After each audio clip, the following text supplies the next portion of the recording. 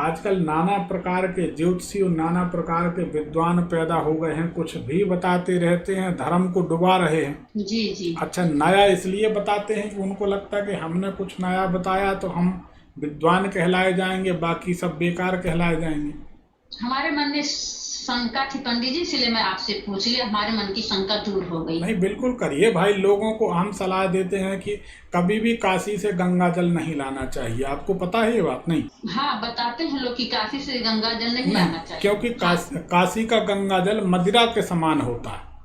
अच्छा अच्छा। शराब के समान। गंगा जी ने ये वरदान मांगा था, शिव जी ने वरदान दिया। अच्छा। जानवी गंगा, जो गंगा जी हैं, इनने कहा था कि प्रभु, एक बार गंगा जी ने बहुत उफान लिया। जब शिव जी को डुबाया तो शिव जी ने कहा कि क्या बात है देवी, आप इतना रौद्र रूप ले रही? बोले प्रभु, मैं चाहती हूँ कि आप मुझ पर कृपा करें। बोले बताइए।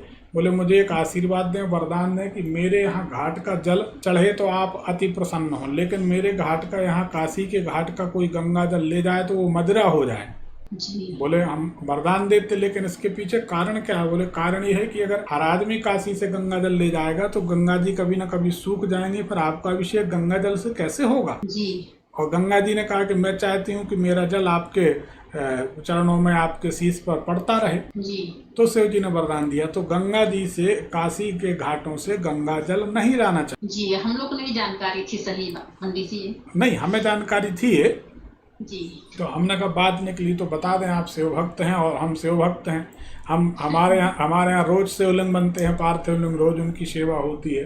तो उन्हीं की कुछ सिद्धि या कृपा है। हम जैसे फूल बेलपत्ती चढ़ाते हैं, प्रणाम करते हैं, तो फूल बेलपत्ती अदृश्य हो जाते हैं। मान लीजिए हम किशमिश का भोग लगाते हैं, पता चला 11 किशमिश भोग में लगाई हैं, तो भगवान से प्रणाम किए, कुछ तो ले लो, पता चला 9 किशमिश बची, 2 गायब हो गई। ऐसी कृपा भगवान करते। केला अगर पूजा घर में घट गए भोग के लिए, अब क्या करें? रात का वास्ता है, पूजन कर रहे, केला नहीं है, तो केला अपने आप 2 केले बढ़ जाएंगे। माला घट गई तो माला बढ़ जाती है।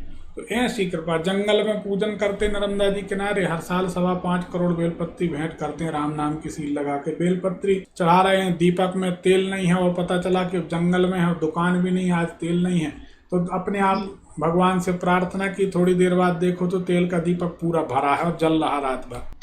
तो ऐसी कृपा भगवान की है। तो आप तो ओम लगाइए। और शिव पुराण में स्पष्ट लिखा है कि मेरी करोड़ों वर्ष तक कोई साधना करे तो मैं प्रसन्न नहीं हो सकता, लेकिन अगर कोई ओम नमः शिवाय मंत्र के साथ अल्प समय तक, थोड़े समय तक साधना करे तो उसका प्रभाव स्पष्ट दिखता, मैं उससे प्रसन्न हूँ। जी। तो आप शिव जी की सेवा करिए, ओम नमः शिवाय जपिए, फालतू की बातों में मत पड़िए। दूसरी एक बात और है, गीता प्रेस गोरखपुर की किताबों का भरोसा करिए। एक बात जी, वेद शास्त्र पुराण और बहुत मर्मज्ञ, बहुत जानकार व्यक्ति हो, उसकी बात का भरोसा करिए। कोई भी कुछ भी बोल दे तो किसी की बातों पर भरोसा नहीं करना चाहिए। लोग तो समोसा और चटनी खिला के दुख दूर करते हैं, ऐसा होता है क्या? बहुत सुने टीवी में, बहुत सुने, उसके बाद में पता चला शिव जी को बाहर करते करते खुद ही बाहर हो गए। ऐसा संसार है।